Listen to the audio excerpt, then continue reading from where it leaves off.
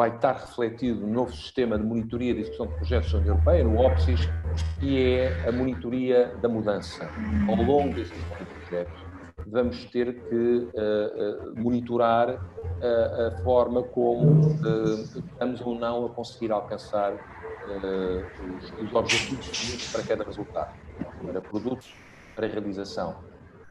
E, portanto, para esse efeito, nós vamos ter que estabelecer para cada produto e para cada resultado um cenário de base, que é o ponto de partida para a evolução das atividades e da execução do projeto.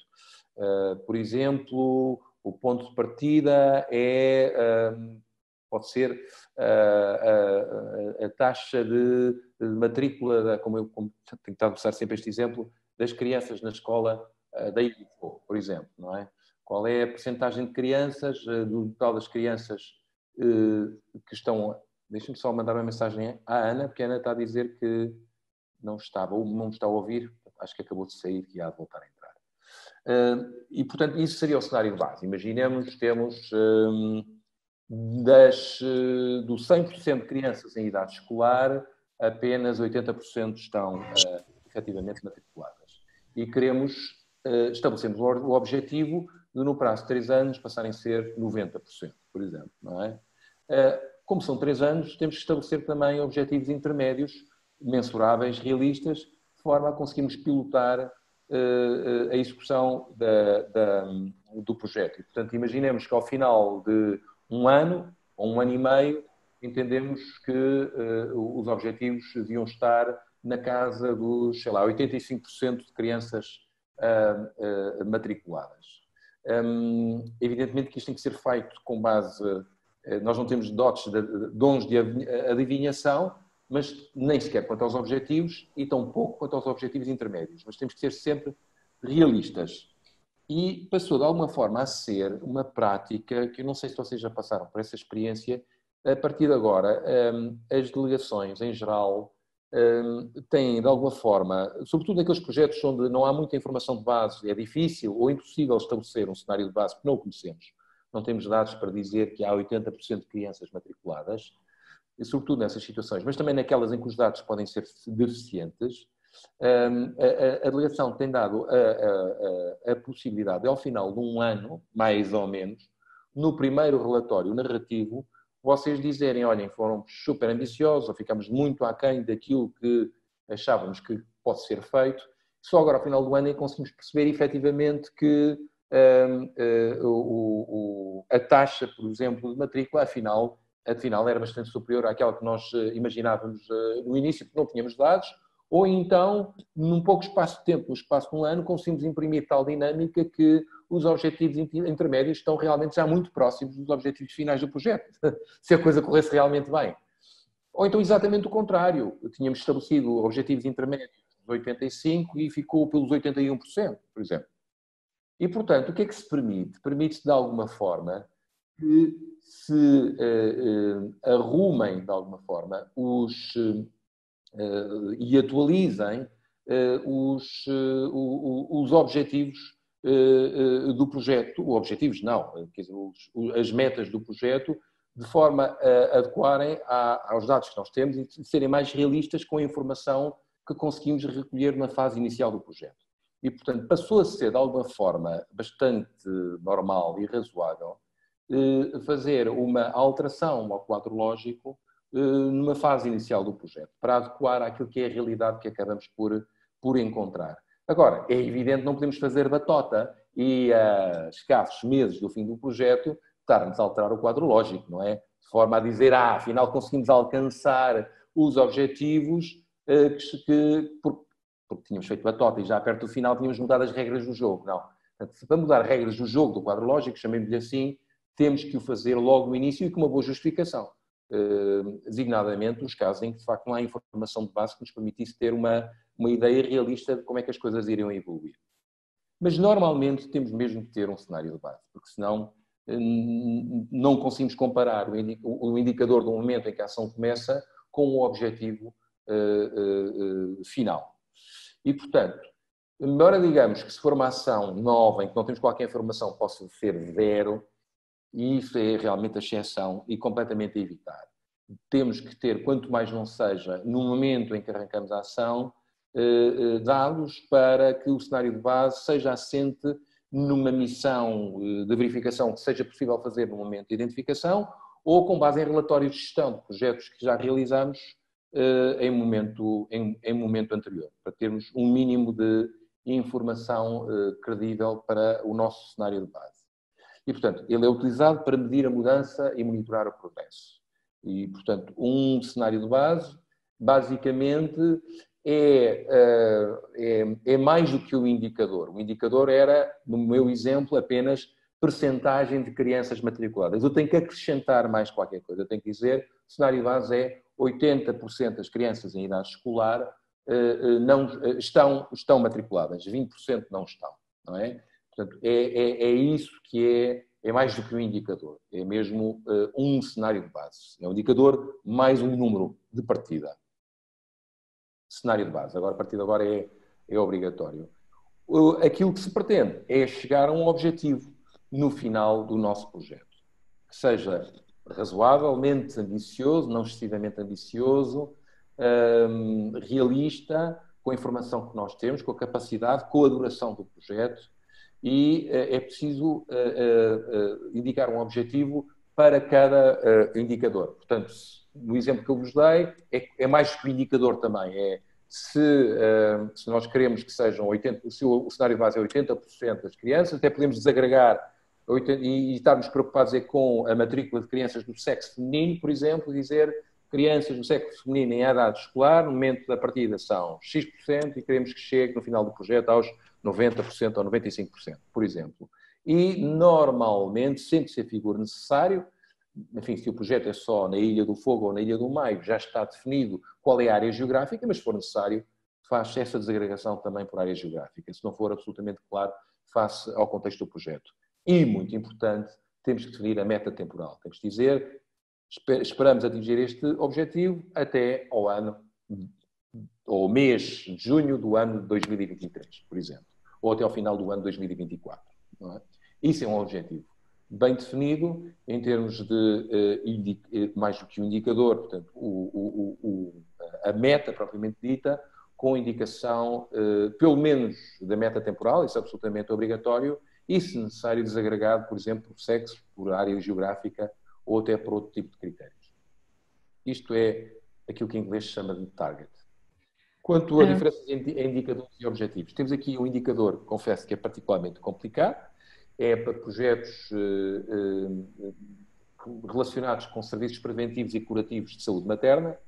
Isto é um indicador complexo, que diz como indicador número de postos de prestação de serviços por população e idade reprodutiva em cada distrito prioritário, em que é oferecido um pacote de pelo menos 3 tipos de serviços clínicos e atividades de informação e aconselhamento. Bom, é um indicador, confesso, complexo, pode ser um projeto de saúde materno-infantil de alguma dimensão e, portanto, entenderam que este era um indicador relevante. Eu nem discuto se é indicador de produto ou de realização, não é isso que estamos a discutir agora, não é relevante para este efeito.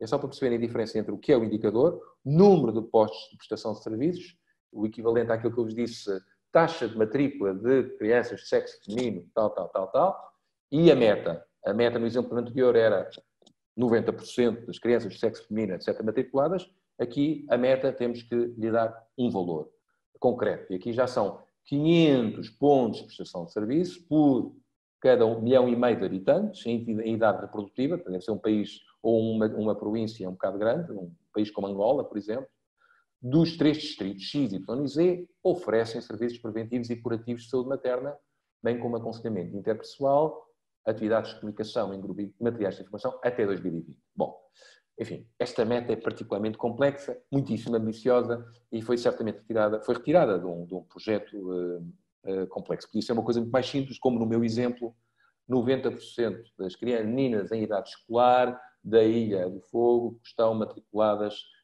no ensino primário. Não sei como é que, agora mesmo aqui em Portugal já não se diz primário, diz básico, não é? Ou elementar, chamemos assim. Agora, como estabelecer um objetivo? É claro que o objetivo tem que ter como referências cenários de base, são chamados baselines, como é evidente, e temos que imaginar, como nós dizemos, realisticamente o ritmo da progressão. Aí temos que ter imenso cuidado, não podemos ser excessivamente ambiciosos, nem o contrário. Portanto, aí temos que conhecer muito bem o contexto, vocês sabem melhor no vosso caso, o que é que seria razoável atingir, eventualmente alinhar até aos próprios objetivos estabelecidos pelo próprio governo ou pelo próprio município para esse setor e alinhar-nos completamente, por exemplo, com aquilo que são os objetivos do município da Ilha do Fogo, da Ilha do Maio para o ensino primário. Ora bem, a Fernanda pergunta se o cenário de base do produto da atividade não pode ser zero. A minha pergunta é zero em que sentido? Zero, Fernanda, porque não temos qualquer informação, ou zero porque é efetivamente esse o cenário de base? É essa a questão? Normalmente, nos quadros lógicos das candidaturas, portanto, o primeiro inicial quadro lógico, não é? Eu, por norma, nas atividades, costumo colocar número de atividades realizadas, não é? Se é ações de formação, se é o que for, e, portanto, como o indicador sai diretamente da atividade que se vai realizar, é evidente que essa atividade ainda não foi realizada. Sim, ok. No entanto, há bocado, ou ontem, não sei se era a Ana que dizia, mas... ou a Carla, que diziam que, mas se calhar as pessoas já foram capacitadas e, portanto, não se pode dizer que os funcionários de um hospital anteriormente não tinham já capacitação, não se pode pôr um zero. Aí é muito interessante a questão. Mas normalmente os produtos, portanto, que são as atividades, não é? Os indicadores dos produtos, normalmente... eu costumo pôr a zero e queria saber se isso é um erro. Não, eu não considero que seja um erro e os manuais apontam no sentido de não ser um erro, mas até em duas situações diferentes. Uma é aquela que está a indicar, imaginemos que não houve nenhuma atividade anterior, nenhuma atividade de formação anterior, é evidente que o cenário de base é zero mesmo, e temos nós essa informação e essa confirmação. Portanto, estamos a pôr zero porque é de facto zero. Ou então eu diria, e isso é que eu percebo que a Carla dizia que era totalmente a evitar, é pôr o zero nas situações em que não temos informação. Mas eu diria que essa aí podemos discutir, mas se não temos informação mesmo, se calhar temos que pôr essa nota, a dizer, pomos zero porque não temos informação, porque é a primeira vez que estamos a trabalhar num setor completamente novo, um projeto completamente novo, não há qualquer informação e estamos a começar a partir daqui. Mas aquilo que está a dizer não houve atividades, aí é normal que se ponha zero. Sim, Mário. Não, eu queria só dizer que depende do assunto. Por exemplo, em relação ao abastecimento da água, você nunca começa de zero, porque as pessoas têm que ter água para poder viver, não é? Claro. Então, há sempre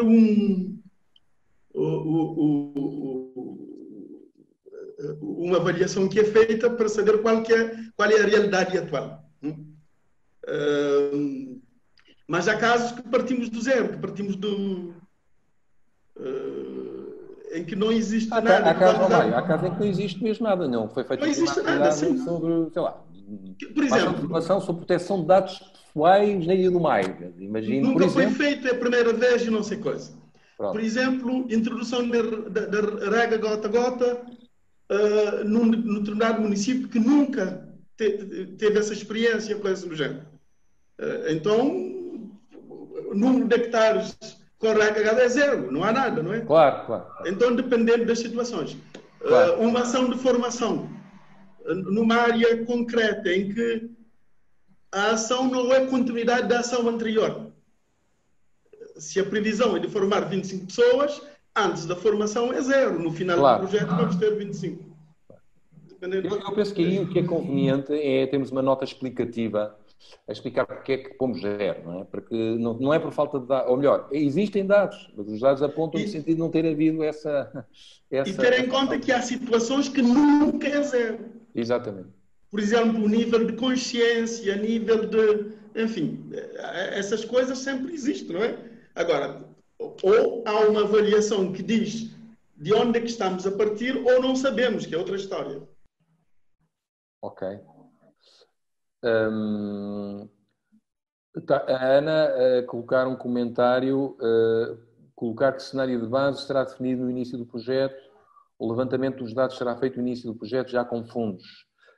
Efetivamente, a Ana tem razão, ou seja, também é outra abordagem que agora começa a ser admitida. Muitas vezes a própria delegação admite que não haja dados, e já não estamos a falar de não ter havido nenhuma atividade. Não há informação. Não sei se não houve, se houve, não há.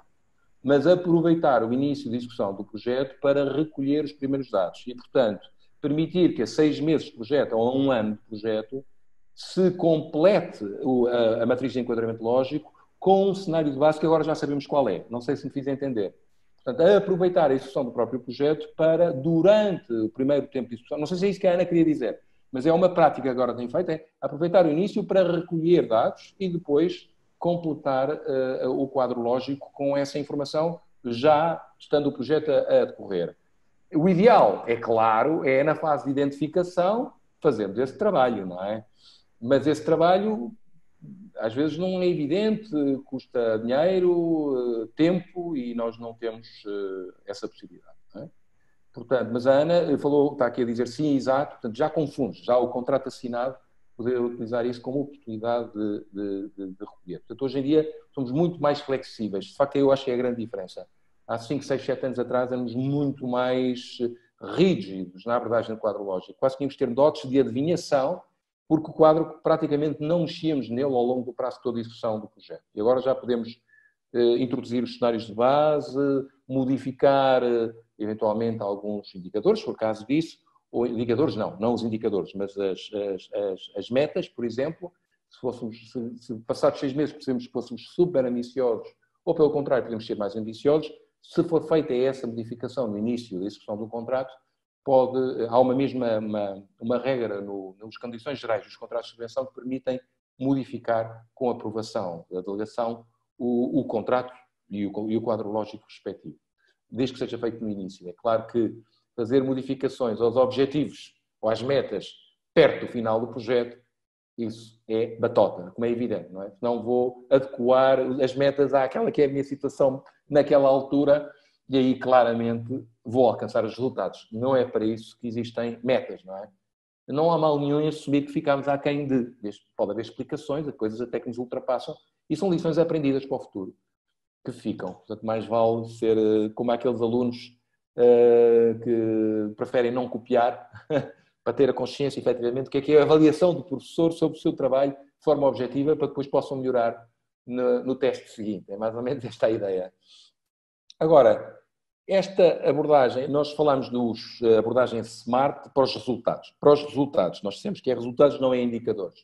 Mas os objetivos propriamente ditos, não é? Os 10 mil, sei lá, ou, desculpem lá, os 90% de crianças matriculadas, etc, etc, etc, também é um critério, também tem que ser algo que é time-bound, portanto tem que ter uma data específica para o objetivo acontecer, 2020, também tem que ser algo que se pode medir e, portanto,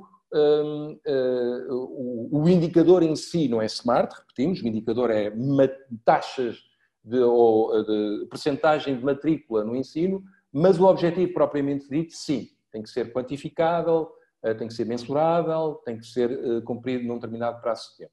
E, sempre possível, devemos especificar a quantidade, a qualidade e o tempo, ou seja, o tempo até 2020, a quantidade X% de, ou um número total de pessoas com acesso à água, por exemplo, ou critérios de qualidade, ou o que for.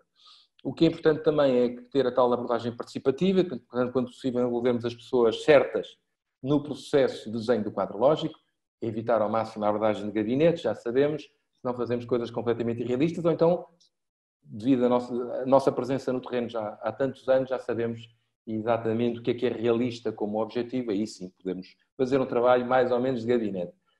Mas contar sempre com os parceiros e, quanto mais não seja o ownership, a apropriação, a aprovação deles quanto aos objetivos, que isso é essencial. Temos de estar todos alinhados com a ambição que queremos imprimir ao nosso projeto. E isso tem que contar com com a aprovação dos parceiros. Analisar os objetivos regularmente também, olhar sempre para eles e analisar quer dizer que como vamos ter aquilo que são as metas ou os resultados transitórios, agora está-me a escapar o nome, os valores atuais, não é? É a forma como nós vamos analisar os objetivos regularmente. E, portanto, temos também de certificar que os relatórios que vamos fazer, onde damos informação sobre a forma como estamos a atingir ou não esses objetivos, não têm batota, são feitos com base em factos e em números reais, e para isso temos de ter um sistema de monitoria bem oleado para recolher esses dados. E aqui está um exemplo, então, daquela outra parte da tabela, que fica entre o cenário de base e o objetivo. Lá no meio diz uma coisa chamada valores atuais. Valores atuais como eu digo, eu acho que é uma tradução que é muito enganadora. Dá a ideia que são os valores de base, no momento em que, de partida do contrato. Não, valores atuais é do momento em que temos que fazer um reporte da situação à delegação. Naquele momento, atualmente, passado um ano de execução do contrato, passado 2, a situação atual é esta. E, portanto, imaginemos aqui um exemplo em que temos como cenário de base 5 professores do ensino secundário formados no ensino da língua portuguesa, no início do projeto. E o objetivo a 5 anos é de haver 200 professores do ensino secundário formados no ensino da língua portuguesa no fim do projeto. Quando falamos em valores atuais, quer dizer que, quando desenhamos o quadro lógico, vamos estimar ou desejar, se quiserem, que 3 anos após o início do projeto e no momento da apresentação do relatório correspondente a esses 3 anos, há 90, neste caso, professores do ensino secundário formados no ensino da língua portuguesa. Portanto, é algo que temos que ir medindo, que ir monitorizar. E, portanto, por isso é que está aqui uma caixa a dizer, durante a implementação do projeto, deverá confirmar se o objetivo ainda é execuível através da medição de valores atuais. É melhor fazer essa análise no início do projeto e decidir qual é a meta que se pretende atingir e quando. Ou seja, repito, há uma margem de manobra, eu diria até um máximo de 1 ano, 6 meses, 1 ano de duração do projeto, para, sendo o caso, se nós procedermos e tivermos evidências que o objetivo dos 200 professores era completamente irrealista, mais vale, no início do projeto, pôr as cartas na mesa e dizer delegação, desculpem, vamos reduzir para 150. Temos evidências que este objetivo não será de qualquer forma atingido. Agora, o indicador número de professores em ensino secundário, esse não podemos mudar. O indicador não se muda. Podemos, quando muito, ajustar os objetivos a atingir. Portanto, respondendo à Fernanda, que faz a pergunta, quer dizer que na candidatura se preenche o valor atual com meta intermédia? Sim, ou seja, o cenário de base tem que preencher com os dados ao momento da apresentação de candidatura. E, idealmente não, pois tem que preencher o objetivo. E a boa prática seria preencher também com uma estimativa daquilo que seria o valor atual, o valor a atingir ao final de 3 anos. Não sei se faço entender, como milestone.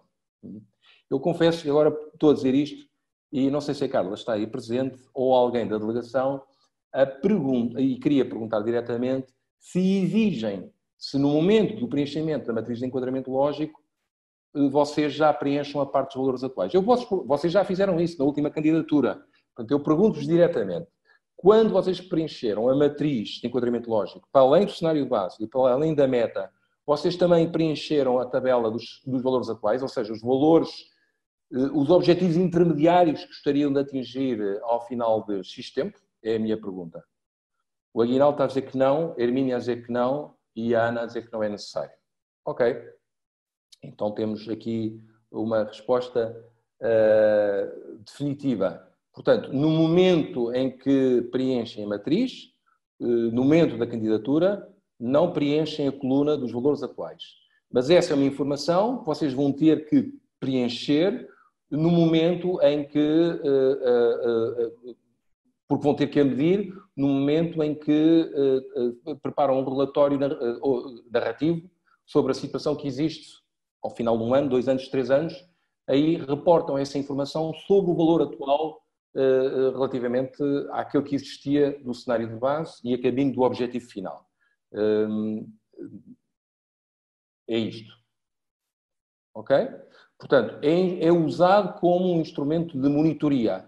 Reportamos o valor atual no momento da apresentação do relatório. E não enquanto estimativa ou previsão no momento da submissão da candidatura.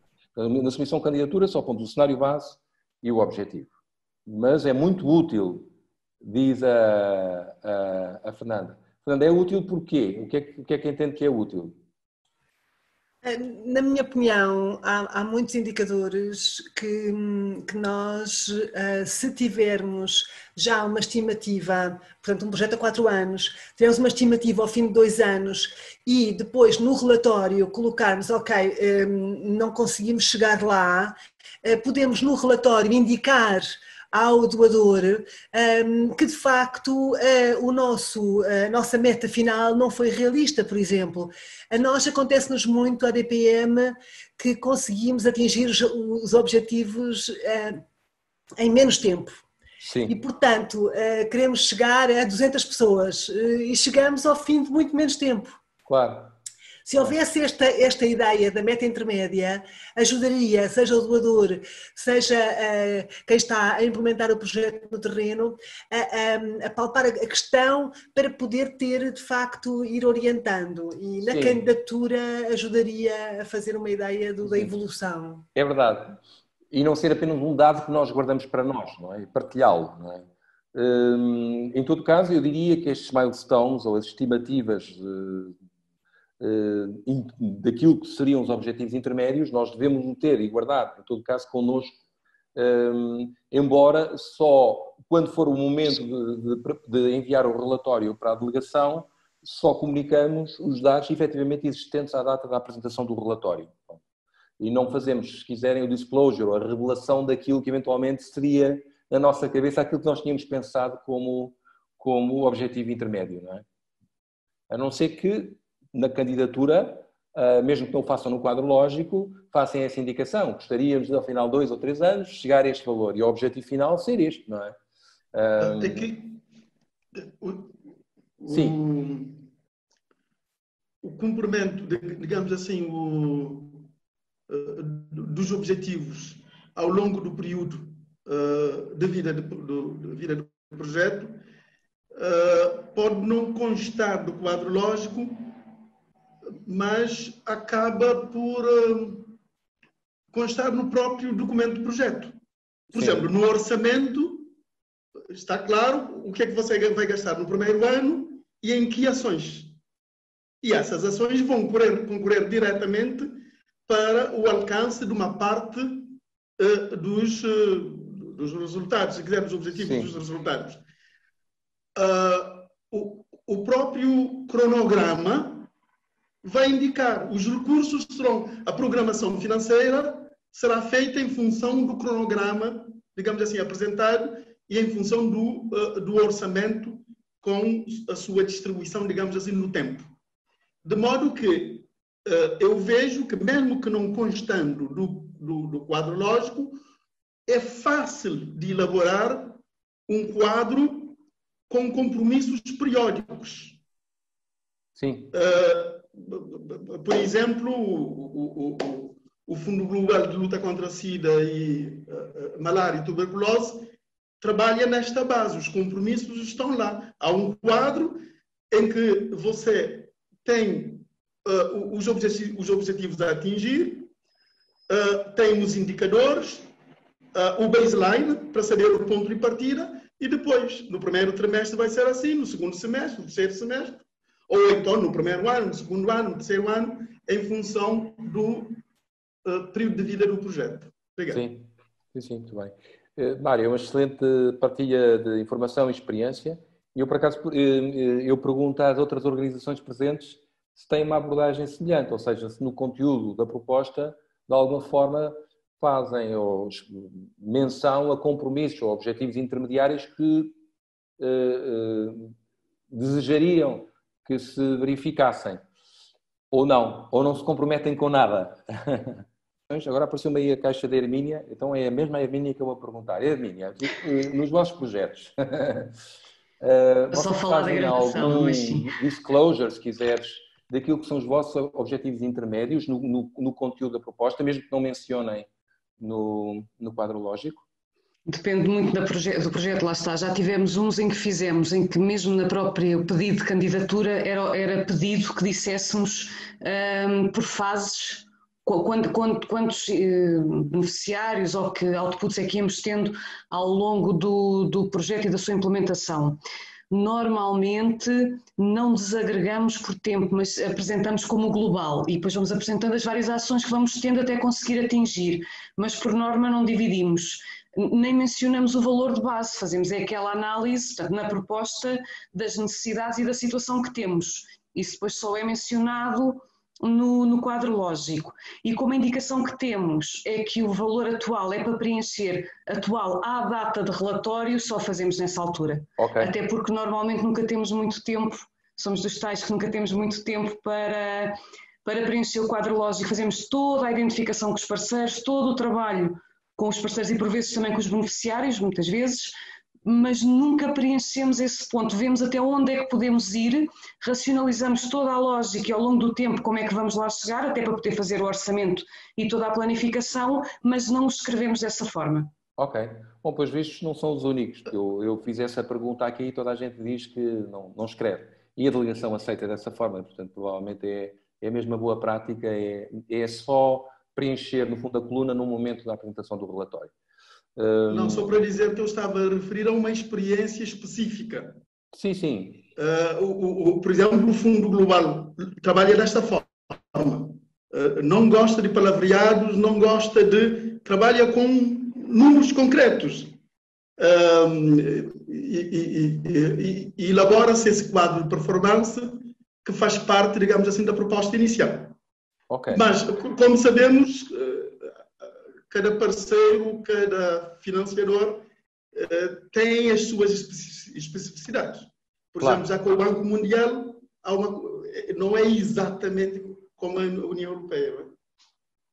Eu estava a referir apenas a um caso específico, não, mas os outros projetos em que já tive a oportunidade de participar é exatamente igual ao que a Arimínia disse. Ok. Muito bem. Obrigado pela vossa partilha. Vamos avançando. E, portanto, estamos a falar destes tais objetivos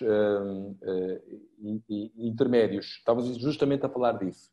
Que são aquilo que nós consideramos que são os momentos-chave ao longo do percurso em direção ao objetivo que nos ajudam a avaliar o progresso e que informam a gestão, digamos, sobre o modo de lidar com áreas com o pior desempenho. Ou seja, é uma informação que nos serve a nós, gestores do projeto, para, sendo o caso, melhorarmos procedimentos, acelerarmos, fazermos eventualmente alterações no orçamento, de forma a conseguir fazer com que, eventualmente, objetivos que ficaram um pouco mais para trás e que estão mais atrasados, se possam concretizar em tempo.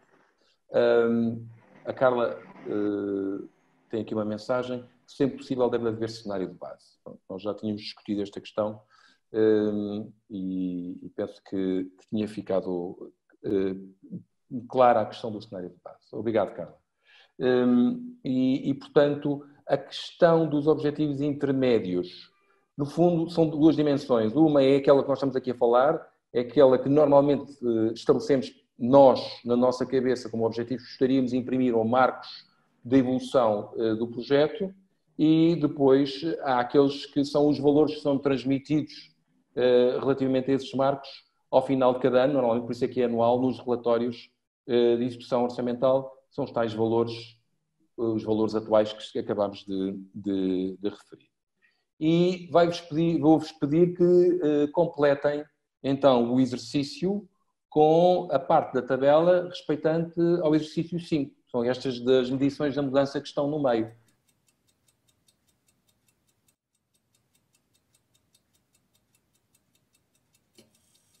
O produto é acesso à água potável melhorada. O indicador, nós temos aqui número de famílias com acesso à água potável melhorada. e número de coliformes fecais presente na água. Sim. As fontes de verificação, relatórios do projeto, relatórios de qualidade da água, pressupostos. Temos existência de uma rede pública da água e acesso a um laboratório de análises. Ok. Aqui no exercício 5 temos cenário de base, 50% da população tem acesso à água potável até ao ano 2019.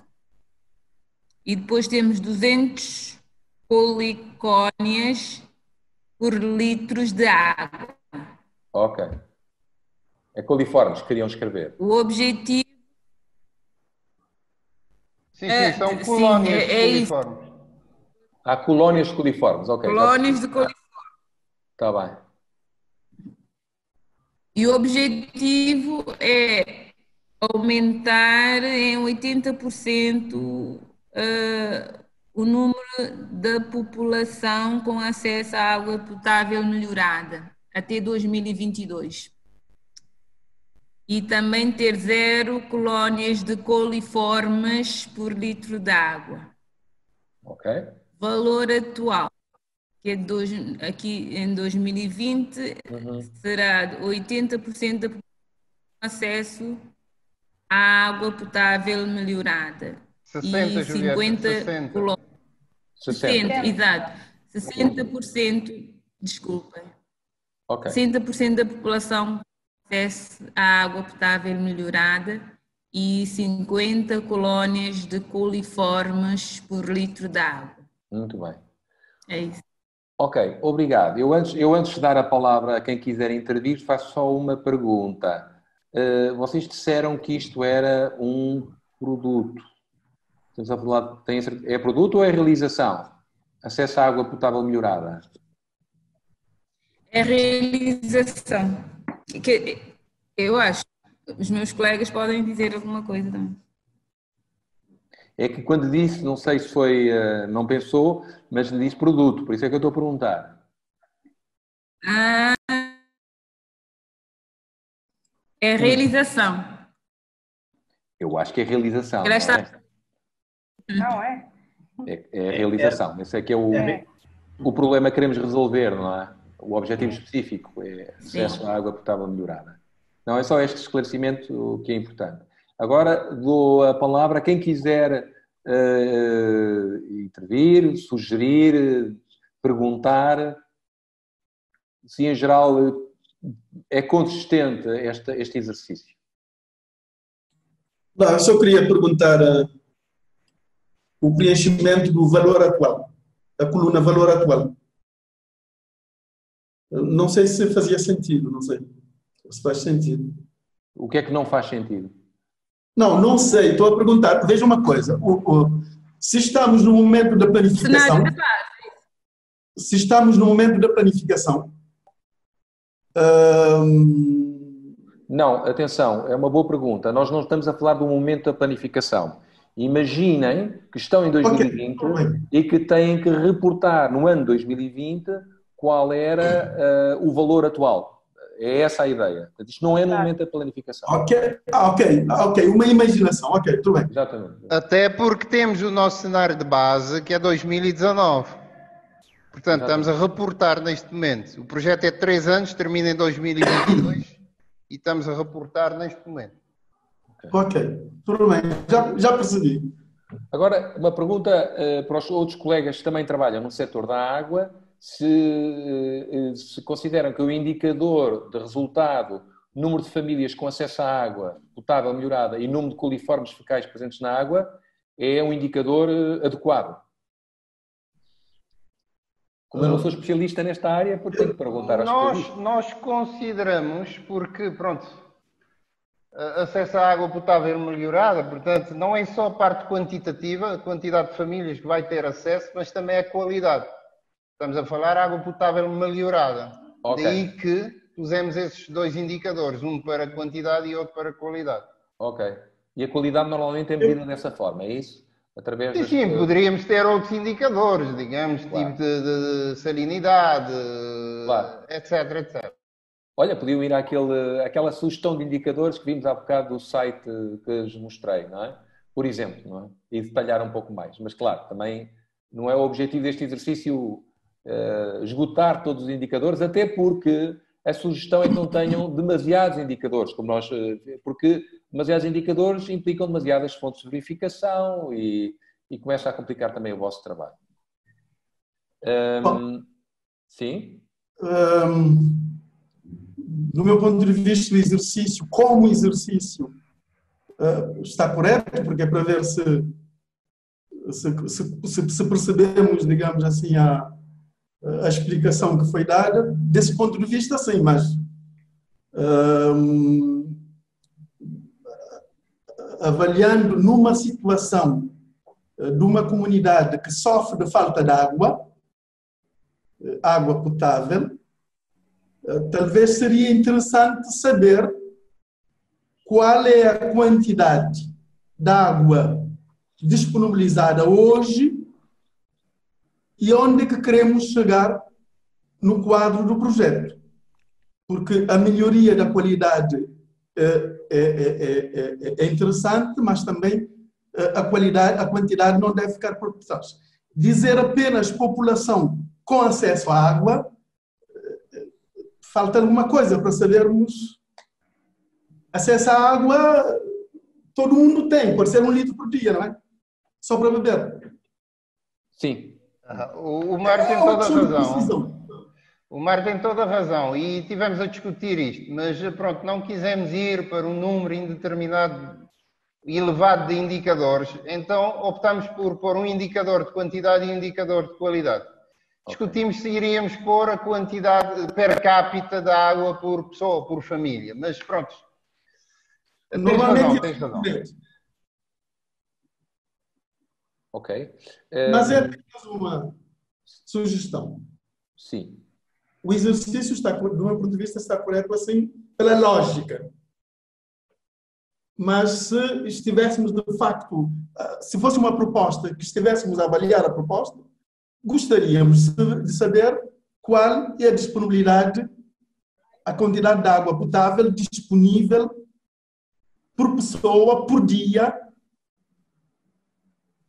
antes do arranque do projeto. E saber o que é que se propõe no quadro do projeto, até onde se propõe ir no quadro do projeto. Certíssimo, certíssimo. Era um indicador que discutimos, mas já acabamos por optar por não colocar e trabalhamos apenas um quantitativo e um qualitativo. Guinaldo, não tem problema nenhum que vai ter a oportunidade de cascar na sugestão do Mário. Estou a brincar convosco, ou seja, o Mário também vai ter que dar o corpo às balas. Só uma pergunta.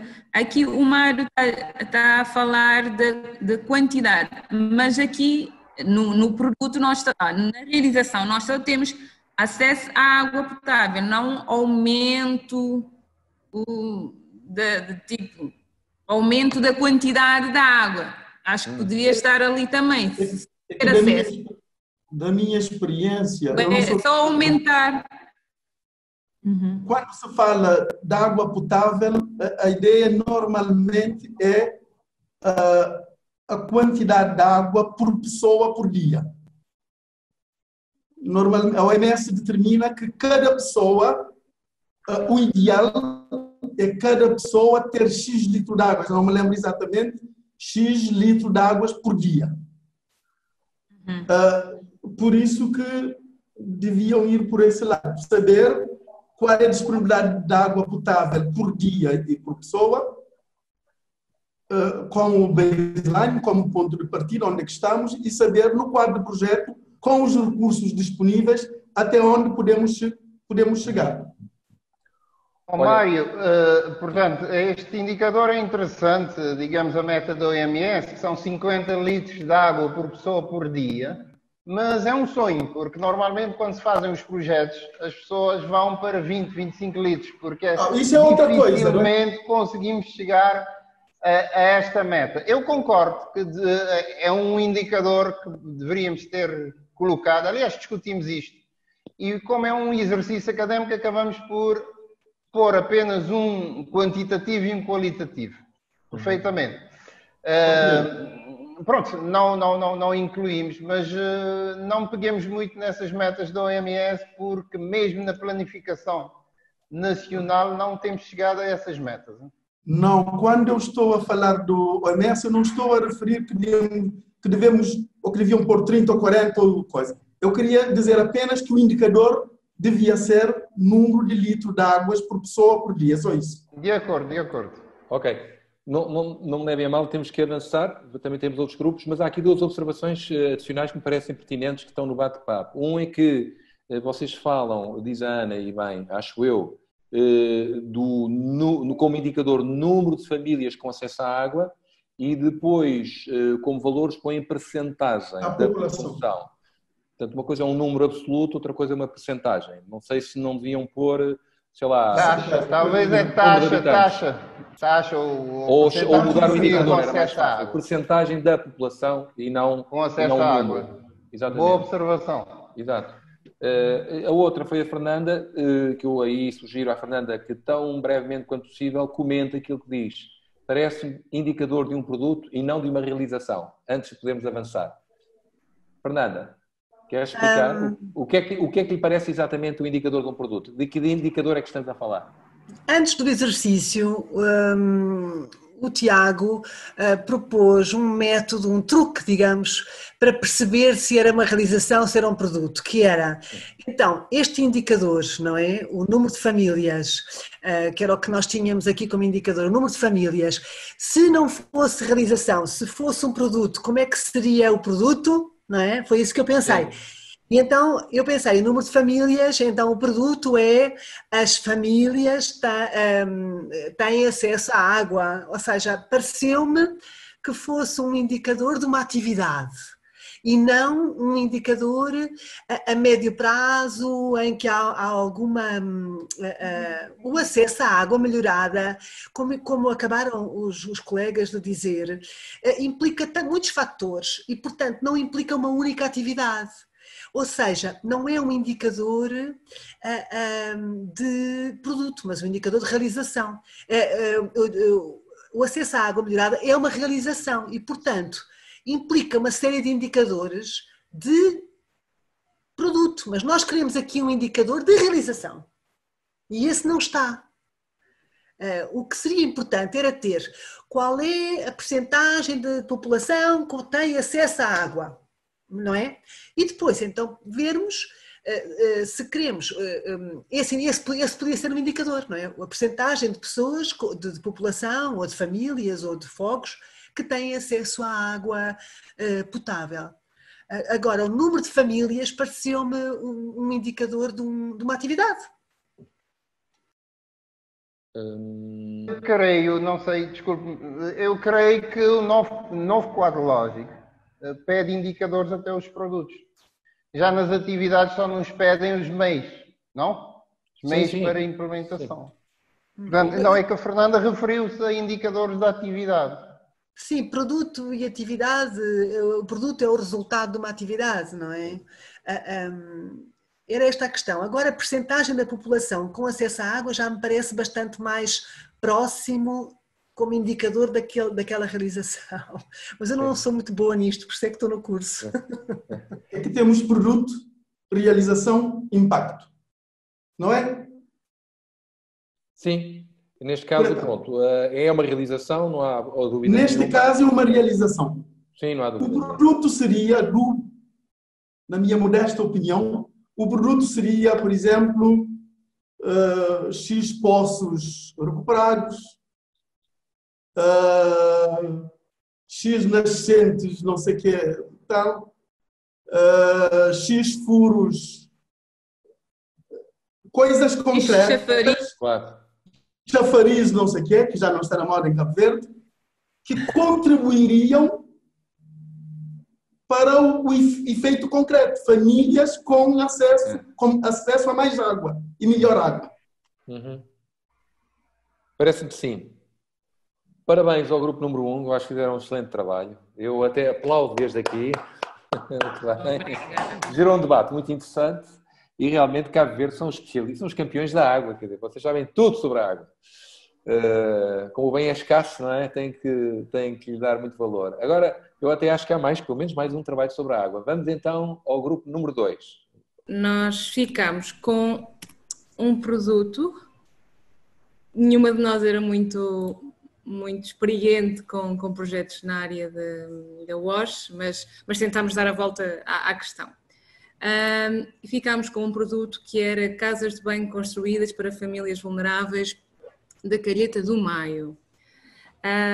E em termos de indicadores, no tempo disponível conseguimos construir 2, um mais quantitativo e outro mais qualitativo. O primeiro era o número de casas de banho construídas na Calheta do Maio. Estimámos como cenário de base 50, aqui tivemos alguma discussão se seria 0 ou não, tendo em conta que nós estamos a assumir um indicador que é o número de casas de banho construídas pelo projeto, mas certamente já existiriam outras neste território, mas depois de alguma discussão assumimos que seriam 50 já existentes no território, mesmo que possa haver aqui alguma incoerência se calhar com o indicador, porque diz que estão construídas, dá a entender que é pelo projeto, mas retiramos pelo projeto e achamos que assim fica mais claro e já existiriam 50 casas de banho que já eram utilizadas neste território. Estabelecemos como objetivo 200 casas de banho construídas até ao final de 2020 e tendo em conta este contexto de pandemia, a meio de 2020 só conseguimos ainda construir 10, também aqui com as questões de fazer chegar o material, com confinamentos, com a questão das obras, dos atrasos, com a impossibilidade depois aqui também do contacto social mais próximo, estamos ainda com 10 casas de banho construídas. Relativamente ao segundo indicador, apontámos para um indicador do número de pessoas que utilizam de forma correta as casas de banho. Também aqui para aferir de que forma é que há aqui um acesso, o número de pessoas que estão a utilizar e ter também aqui um critério de qualidade. E numa fase posterior iríamos até definir os critérios do que é utilizar de forma correta as casas de banho construídas, mas não chegamos ainda até aí. E tentámos desagregar por sexo, por idade, por rendimento, mas já não fomos a tempo depois de colocar mais informações. No cenário de base, estimamos que 150 pessoas já utilizariam de forma correta as casas de banho existentes já na Calheta do Maio. Estimamos que, cada casa de banho daria para um agregado familiar com um número variável de pessoas. Estimamos que nem todos poderiam utilizar de forma correta conforme os critérios que não chegámos ainda a definir. Por isso, apontámos para o número 150. Como nenhuma de nós tinha experiência e como também não tínhamos um conhecimento específico do projeto e da dimensão do projeto e da própria lógica de intervenção do projeto, apontámos para 150 no cenário de base. E num objetivo para o final do projeto, em 2022, assumimos nós, seriam 500 pessoas que utilizariam de forma correta as casas de banho. 500 pessoas e não agregados, ficaria assim. E atualmente, como só construímos 10, como existiriam 150 pessoas a utilizar de forma correta as casas de banho já existentes, assumimos que subimos aqui para 200 pessoas. Nas fontes e meios de verificação, teríamos os registros do projeto, os dados recolhidos no terreno pela equipa do projeto, os inquéritos à população, também alguns levantamentos iniciais e o cruzamento depois com os inquéritos, e nos pressupostos, que também ainda não conseguimos terminar, mas já avançámos com alguns, apontámos para a existência de material necessário para a construção das casas de banho na ilha especificamente, ou então de fazer chegar a tempo, e a existência de empresas locais, preferencialmente com capacidade de resposta técnica necessária para a construção destas casas de banho e, claro, a aceitação e colaboração ativa da população local. Estávamos também aqui a discutir se deveríamos, voltando um bocadinho atrás, às fontes e meios de verificação, incluir também os próprios cadernos de encargo da obra e a documentação mais técnica que comprova de alguma forma que as casas de banho foram realmente construídas e que têm um conjunto de características. Não sei se os colegas querem acrescentar, nós fomos vendo entre todas, foi uma discussão bastante ativa, por isso certamente podem acrescentar mais alguma informação. Da minha parte, nada a acrescentar. Se dos colegas não vem mais nada a acrescentar do grupo, pergunto aos demais, em particular os especialistas na calheta do Maio, os especialistas em saneamento, têm alguma coisa a acrescentar ou a comentar?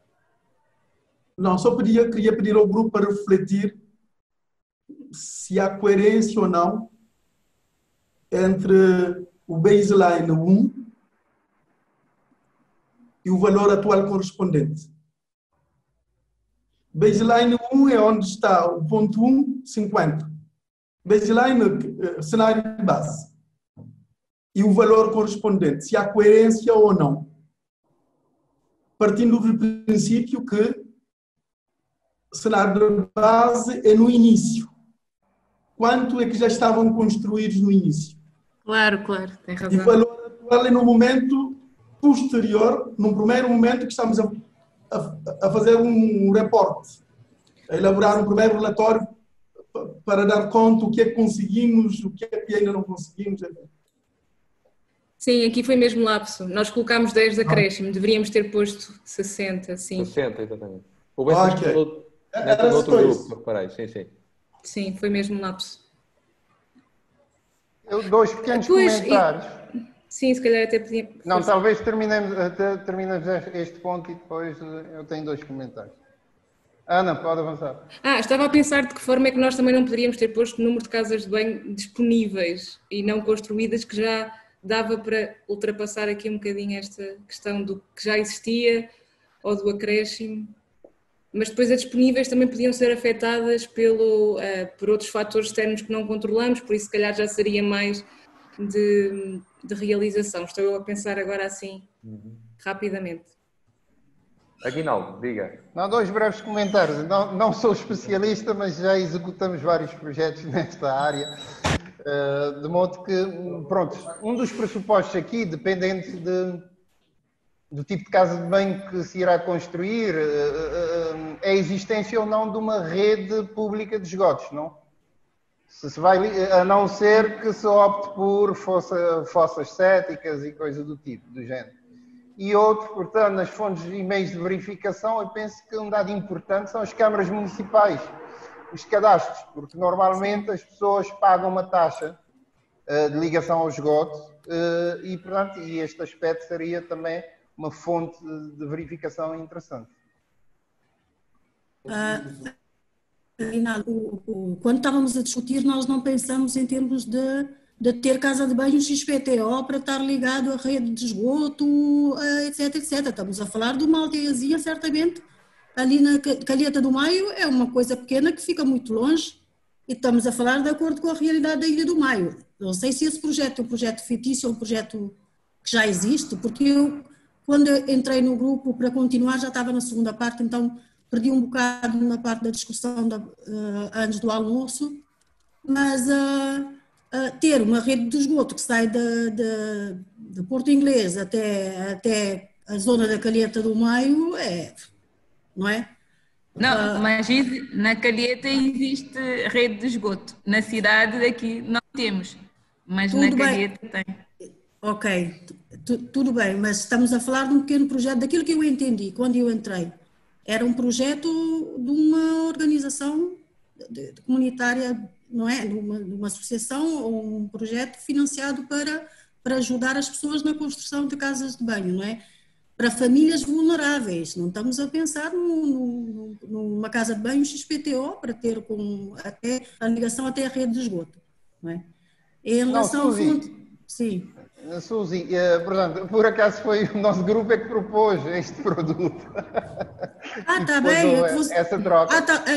Então vocês já conhecem isso. Não conhecemos. É um projeto fictício, é fictício. Okay. Mas eu devo dizer que aqui em São Vicente, na Ilha de Madeira, que conhece, que é um bairro degradado, etc., ligamos casas de tambor, fizemos casas de banho e com ligação à rede de esgoto. Portanto, uma coisa não coíba a outra, não? Mas pronto, era só mais uma referência. Portanto, eu acho que trabalharam bem, foram só duas observações.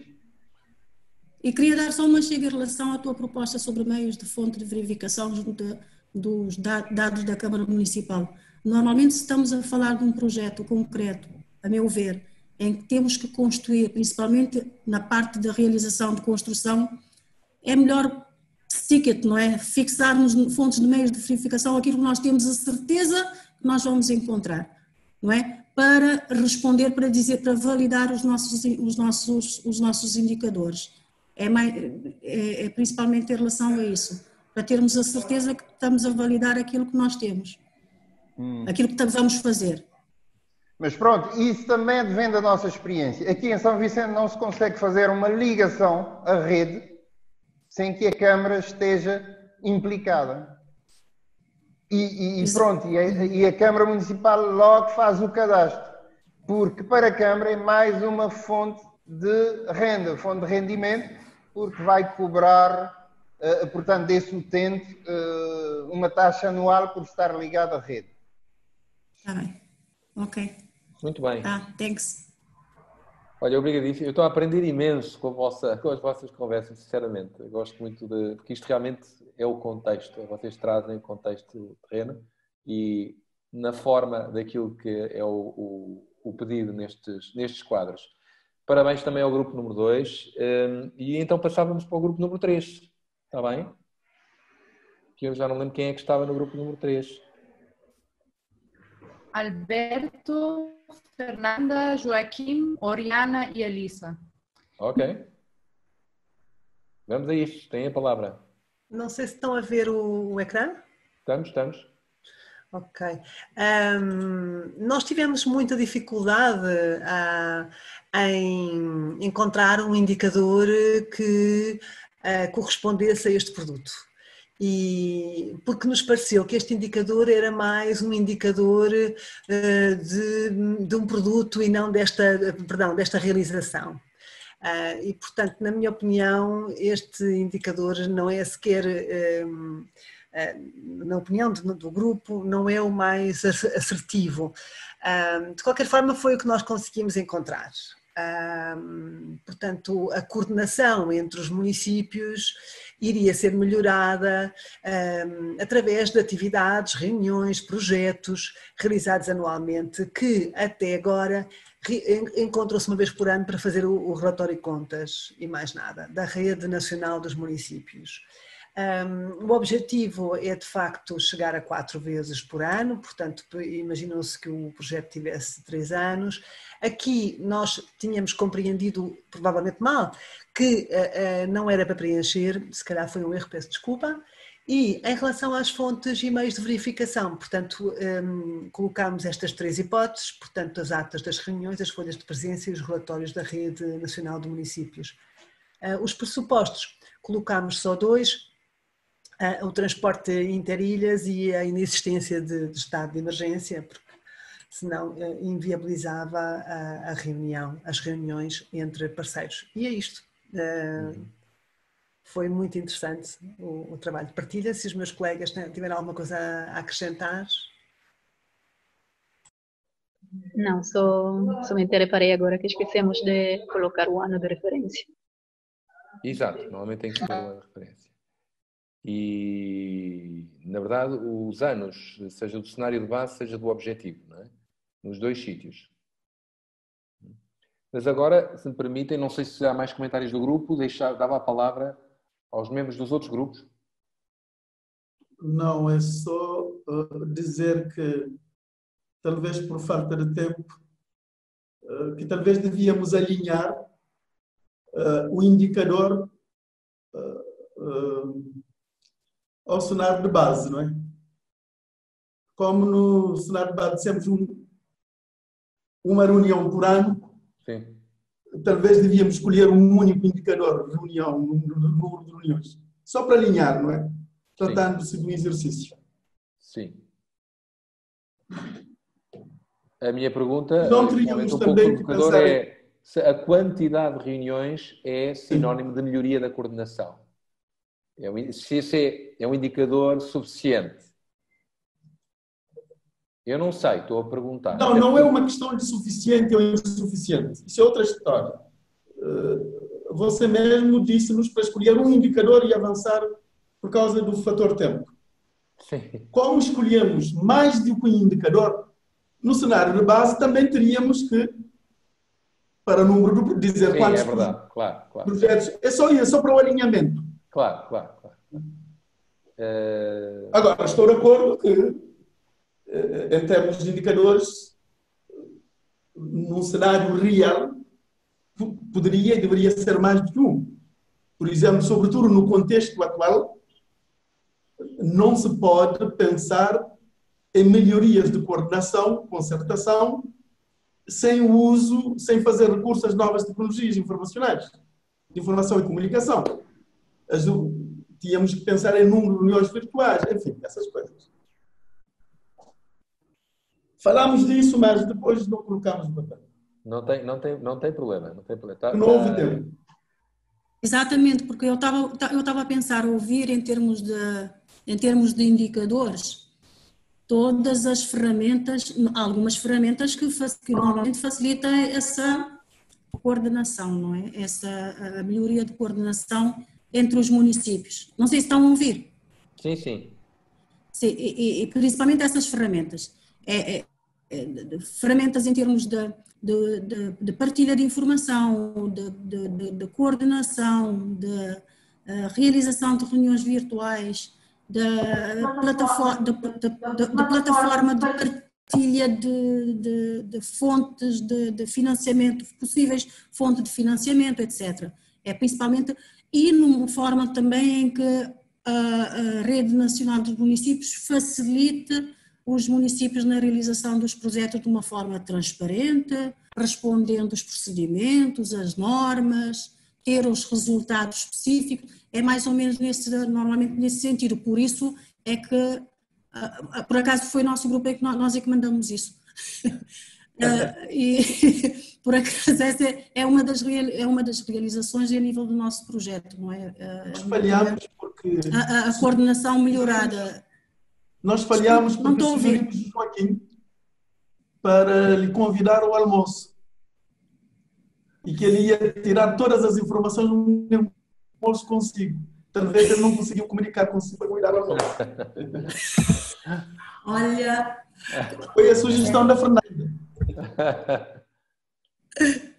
Estou a ver. Ainda bem que saí do grupo. Susana, eu por acaso tenho ideia que, do ponto de vista, até existe uma plataforma tecnológica de interligação em todos os municípios, não é? Ou seja, que não só permite os sistemas de teleconferência entre câmaras municipais das ilhas, como também de partilha de informação e documentação. Isso já está montado, não está? Sim, existem algumas... Ai, estou a ouvir ruído. Existem, acho que muita gente está com o microfone. Pois, obrigado. Pois. Existem muitas plataformas de comunicação, não é? Existentes, há plataformas que foram criadas a nível do programa DEL, não é? De desenvolvimento local, essas plataformas funcionam de uma forma presencial, e há plataformas organizadas em termos de gabinetes intermunicipais, de ilhas, não é? Fogo e Brava funciona num único bloco, existe ainda a Ilha de Santiago, todos os municípios num único bloco, em que reúne mensalmente. Agora, falta ainda uma estrutura mais forte de mecanismo de partilha de informação e de apoio aos municípios em relação principalmente à concentração de dados em partilhas de ferramentas e de informações que ajude, que apoie os municípios na implementação, principalmente se estamos a falar de planos urbanísticos, não é? E podemos falar agora de outras coisas. Mas em relação a essas reuniões, sim, existem. A Ilha de Santiago funciona melhor, por exemplo, não é? Essa plataforma dos municípios. Mas o que existe para mim é ter, e agora estou a falar aqui mesmo à frente do meu colega da ANMCV, o que falta é ter a nível da ANMCV uma estrutura em que a ANMCV consiga realmente apoiar todos os municípios de uma forma equitativa, enviar informações, receber essas informações, fazer o seguimento, porque vão ter que fazer o seguimento dos projetos, não é? Vão ter que avaliar, vão ter que apoiar. ajudar os municípios na elaboração dos termos de referência, do caderno de encargo, etc. Essa estrutura falta. Então, eu vi agora, na discussão que eu tive com o secretário-geral, acho que estão a fazer esse trabalho e vai haver essa estrutura brevemente. Enquanto a Susana está a falar, o grupo número 3 já está a fazer uma candidatura. Não sei se está a ver, Susana. Eles estão a apontar tudo o que está a dizer, a atualizar os indicadores. Atualizar já, estou a ver. Já estão, o próximo call, já lá estão eles a apresentar esta proposta. Excelente, olha, vou aproveitar disso agora, depois com os meus indicadores. Vou fazer agora a atualização do quadro lógico, vou utilizar isso.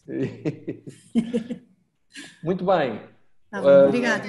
Eu queria só perguntar, desculpe, se o número de municípios que participam nessas reuniões não é importante, porque não sei se funcionam por quórum, mas uma reunião que só participam 3 municípios, 4 municípios, não obstante ser da Associação dos Municípios, se tem interesse para a coordenação, digamos. Concordo consigo, Aguinaldo. Pode ser um dos indicadores que demonstra, de facto, o grau de melhoria da coordenação. Porque pode haver N reuniões com uma minoria de municípios. Certo, não, eu concordo plenamente. É para que haja uma estrutura em que dos 22 municípios participem efetivamente, como eu falo de forma efetiva, enviar inputs e estar a participar 100%, que só 4 ou 5 municípios, não faz sentido, não é? Agora, quando estou a falar de uma estrutura que a NMCV organiza organiza reuniões, se não me engano, 2 vezes por ano.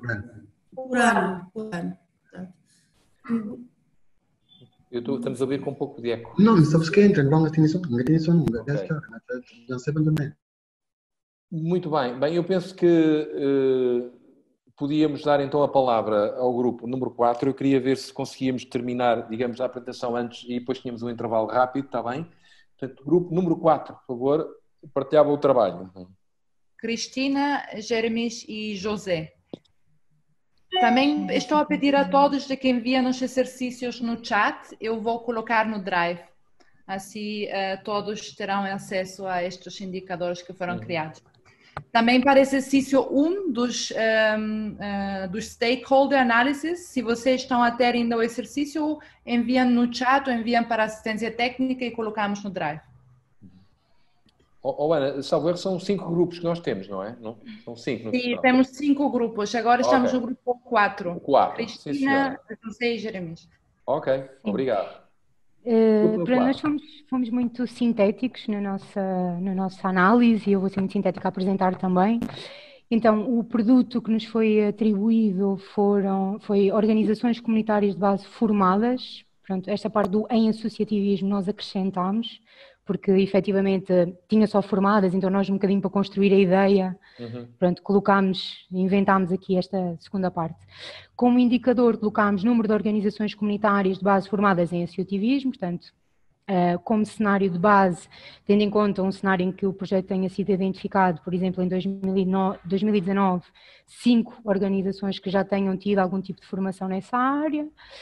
O objetivo para 2022 seriam então 30, um total de 30 organizações a participar nesta formação, e o valor atual em 2020 seria 10. Na realidade, aqui só fazer pronto, depois desta discussão, da apresentação dos outros grupos, eu não discuti isto com o meu grupo, portanto, se depois alguém quiser, mas eu mudaria até para 15, porque efetivamente nós não tivemos em conta a soma ao cenário base, ou seja, nós quando fizermos este valor atual seria numa perspectiva de, por ano, dar uma formação, não é? Em que abrangemos, por exemplo, 10 organizações, então este 10 é o número de organizações, portanto se for cumulativo seriam 15, portanto isto é um parênteses que eu faço aqui, que não discutimos em grupo, mas se calhar faz sentido. Fontes e meios de verificação seriam a lista de presenças e o dossiê pedagógico da formação, portanto relatórios, material que seja usado, etc. E como pressupostos, portanto, organizações interessadas e participativas, portanto, que participem efetivamente na formação, que estejam interessadas a priori no tema e que participem, e disponibilidade de formadores competentes nesta área, portanto, seriam os nossos pressupostos. E foi isto.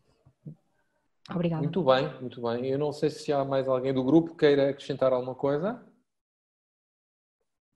Se não, dava a palavra a quem quiser comentar, sugerir algo. Eu penso que este foi daqueles exercícios, como eu chamaria, sem espinhas, sem, de facto, muito linear. Pessoalmente, olhando para ele, não me parece que haja assim nada de muito significativo. É claro que era um exercício fácil, porque quando se diz a informação, esse indicador é a quantidade, depois é tudo mais, parece mais fácil, não é? Teoricamente. Há aqui uma questão dos pressupostos e das fontes de verificação. Eu, em tudo o que é... Assim, Fernanda, se quiser, eu já lhe dou a palavra, só para dar uma experiência que eu tenho como formador.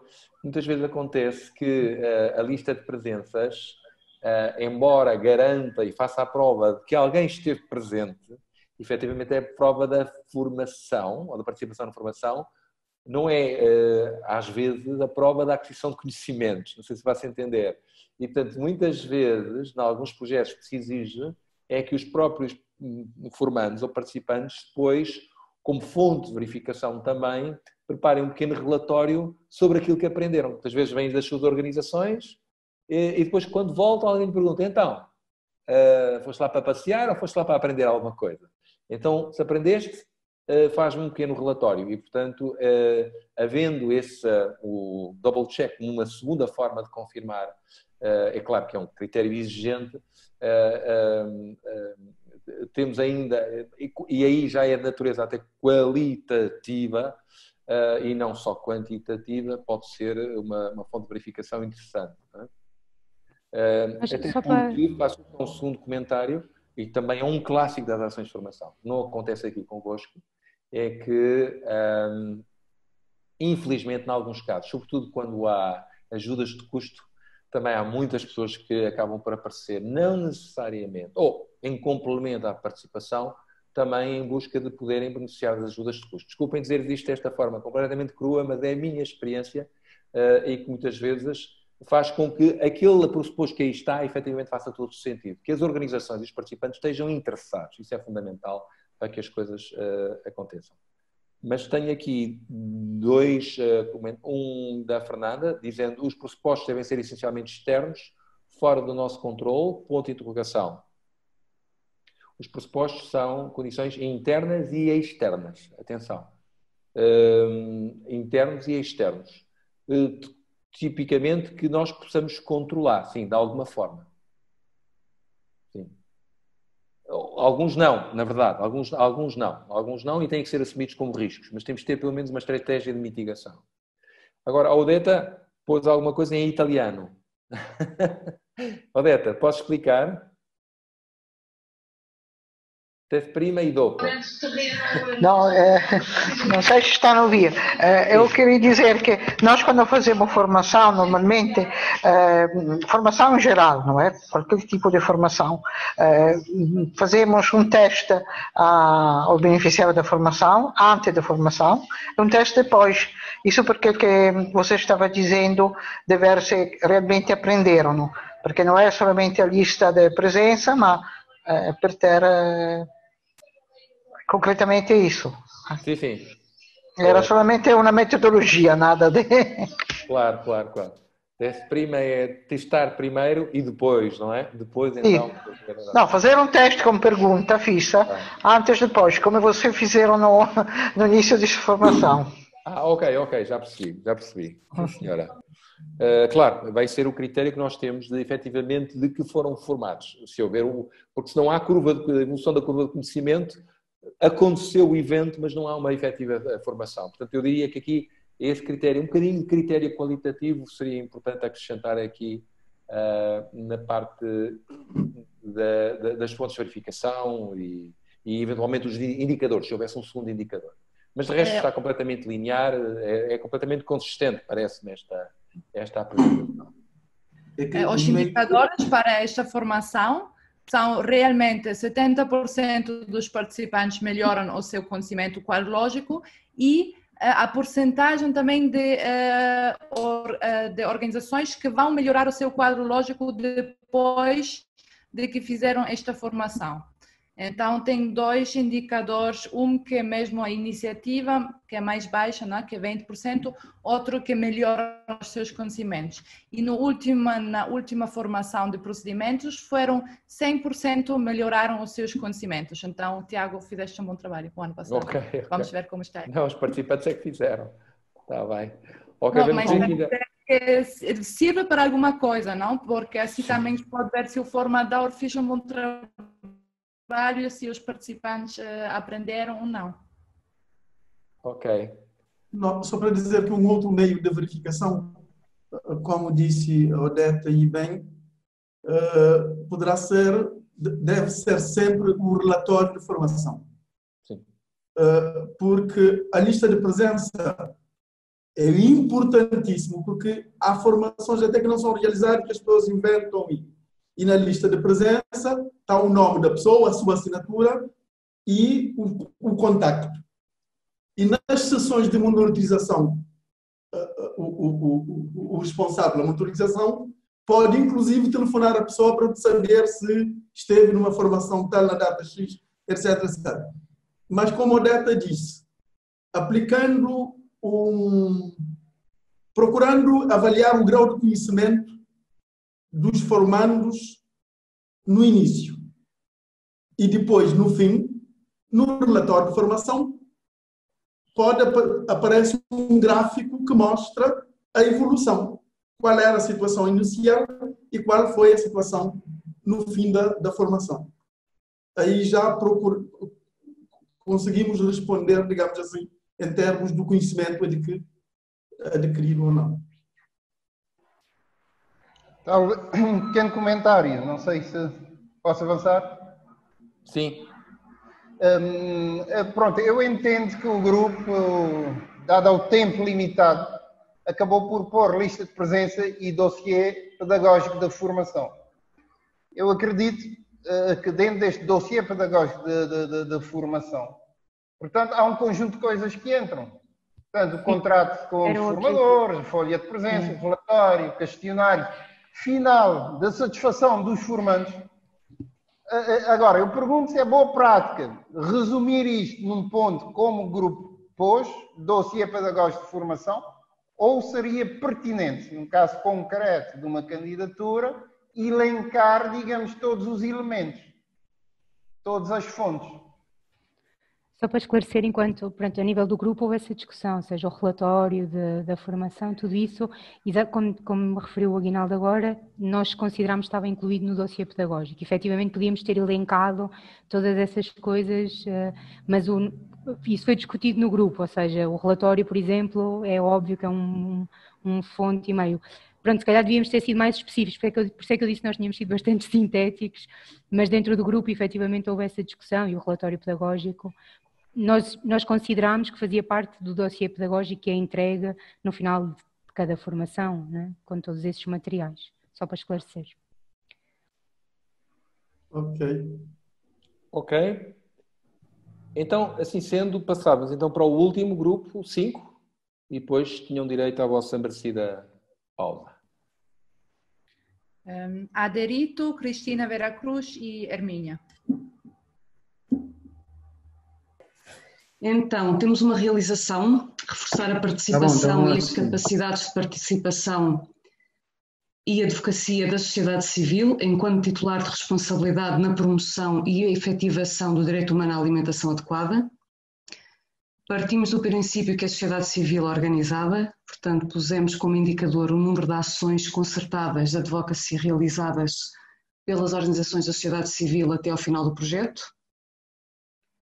Como cenário de base, portanto, 0 ações realizadas pela ação, mas aqui tínhamos posto inicialmente a ferir o que já é feito, portanto, no início da ação, quando o projeto começasse, porque já existe algum trabalho até pela rede de segurança alimentar da sociedade da CPLP, mas que não fazemos ideia se já faz algumas ações concertadas. Sabemos que há uma outra reunião, mas não tínhamos grande informação, pelo menos quando estávamos a fazer o exercício. Portanto, mas quando o projeto terá começado, deverá haver algum indicador de base.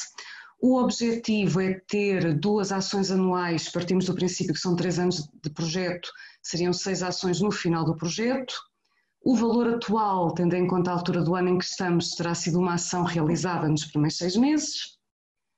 As fontes e meios de verificação, os relatórios de gestão do projeto, artigos nos mídias, nas redes sociais, e os pressupostos é que as organizações da sociedade civil estão comprometidas com fazer ações de advocacy de forma concertada.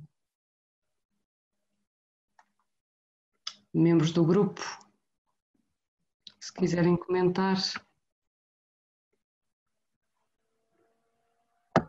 Não, É isto. eu não tenho a comentar, acho que é isto. Também estou de acordo com tudo. Agora não sei se elementos de outros grupos querem ou podem fazer alguma observação ou questionamento. Acho que está coerente. Está coerente, senhor amigo Mário? Você acha? Tá. Muito obrigado pela coerência. Desculpe. Sim.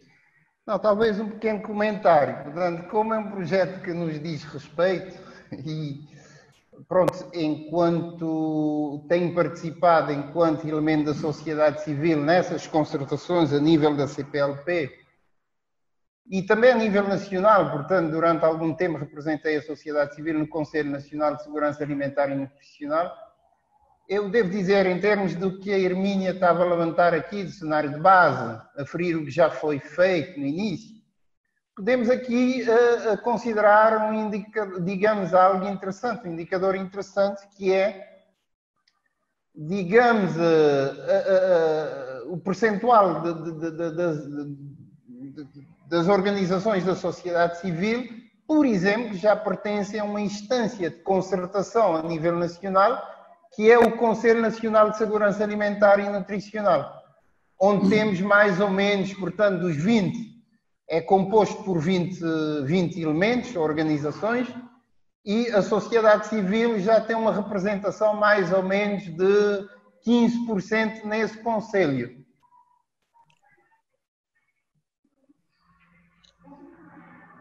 Portanto, seria eventualmente, portanto, em 20 a sociedade civil está representada eventualmente com aí, 5 organizações. Por acaso, esta era uma informação que a colega Hermínia tinha mais ou menos, mas não tínhamos a certeza, como ninguém do grupo era da área, e por isso não utilizamos, que era já as organizações fazerem parte de alguma organização, nesse caso o Conselho Nacional. Só para acrescentar e também concordar que efetivamente a doutora Emina já tinha posto essa questão e disse que sabia, mas que estava com dúvida, que não tinha certeza absoluta e nos perguntou, e eu pessoalmente também não tinha conhecimento de facto portanto, desse Conselho de Segurança Nacional de Segurança Alimentar a nível da CPLP, em que Cabo Verde faz parte. Isto, pronto, escapou, eu não tinha conhecimento, e agradeço ao Aguinaldo pela informação pertinente e atual e muito importante. Eu já notei ali, portanto, obrigado pela contribuição. Ok, de nada. Agora, teríamos que estabelecer alguma coerência. Portanto, estamos a falar de número de organizações da sociedade civil que pertencem a uma instância de concertação e articulação. Agora, os objetivos seriam ou aumentar esse número, sim, ou se não, aqui no cenário de base, eventualmente iríamos colocar o número de reuniões em que essas associações pertencem, digamos, um conselho por ano ou 2 conselhos por ano, não sei. Portanto, aí teríamos que estabelecer alguma coerência entre o cenário de base, o objetivo e o valor atual. Uhum. Bom, eu acho que esse exercício, essa atualização depois das restantes colunas... Perfeitamente, nós concordamos com a sua sugestão. O que interessa é que o exercício seja coerente. E no início, como se desconhecia a existência desse Conselho Nacional, digamos, estava completamente consistente em termos de história, não é? Agora mudamos o início da história Temos que teriam que atualizar perfeitamente. O resto. Excelente. Eu já agora, se me permitam, eu não sei se há mais alguma coisa que se queira acrescentar.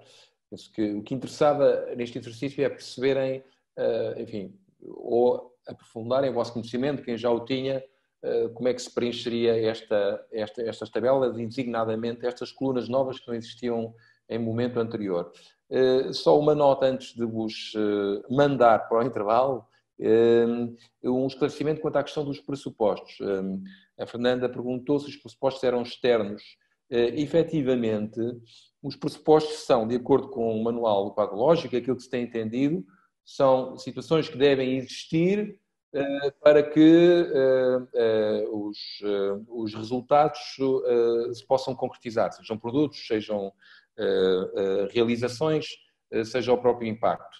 E, portanto, tipicamente como são fatores que não são totalmente controlados por nós, ou nada, podemos chamá-los de fatores externos. A não ser que nós, tivéssemos uma organização tão grande e que dentro da nossa organização houvesse fatores que fossem importantes ou pressupostos que não conseguíssemos totalmente controlar, aí é que poderíamos dizer que havia fatores internos, mas para todos os efeitos são externos, no sentido externos ao nosso controle. Por isso é que se diz que são pressupostos, são fatores externos. Era uma clarificação que eu gostava de fazer para que não houvesse esse erro de interpretação do critério pressupostos. Eu tenho muitas dúvidas em relação aos pressupostos, porque, por exemplo, houve um grupo que apresentou agora um exercício em que os pressupostos eram que as pessoas estavam motivadas e que os formadores eram competentes. Eu penso que isso é o papel da própria organização do projeto, arranjar a pessoa mais competente para fazer a formação e motivar as pessoas a participar na formação e a melhorar e a mudar as suas competências. Portanto, é um pressuposto no fundo interno, que depende de nós, que está no nosso controle. Claro que não a 100%, porque a motivação é uma palavra grande, não é? É uma palavra ampla. Mas, de facto, ter um formador competente, em princípio, consegue-se. Agora, os transportes interilhas ou continuar o estado de emergência ou não, são pressupostos completamente fora do controle de quem está a trabalhar. E era um bocado a diferença entre uns pressupostos e outros que eu tenho dificuldade quando faço o quadro lógico em colocar. Pois. Obrigada. Fernanda, até parece mal eu como formador dizer isto, mas olha que não é assim tão fácil e não está tão no nosso controle encontrarmos formadores competentes, não me leva mal para as coisas nesses termos. E muitas vezes, como não está dentro da nossa organização, temos que encontrar fora, porque as pessoas não é só terem conhecimento dos conteúdos, é saberem apresentar, terem capacidade pedagógica, fazer exercícios, mas isso mal parecia a mim dizer, embora tenha participado em muitos projetos de capacitação institucional, há áreas tão extraordinariamente especializadas que o formador tem que ter conhecimento técnico, capacidade pedagógica, falar a língua, ter disponibilidade, são muitos fatores, muitas vezes, que não se verificam necessariamente. Eu diria que eram pressupostos que poderemos considerar como pressupostos do quadro lógico, pressupostos externos, vá. Mas, enfim, isto levava-nos a outra discussão. Ora bem, vamos então, eu agradeço imenso a vossa resiliência, mas já são hora de Cabo Verde, quase 4h20, temos que terminar às 5h30. Portanto, se não se importam, fazíamos um breve intervalo de, 10 minutos, até às 4h30. Desculpem-me estar a puxar por vocês, mas tem que ser mesmo assim, para que ainda tenhamos uma hora, porque temos que terminar a matéria e fazer o último teste de saída com as 5 perguntas, para justamente medirmos a curva de conhecimento desta formação.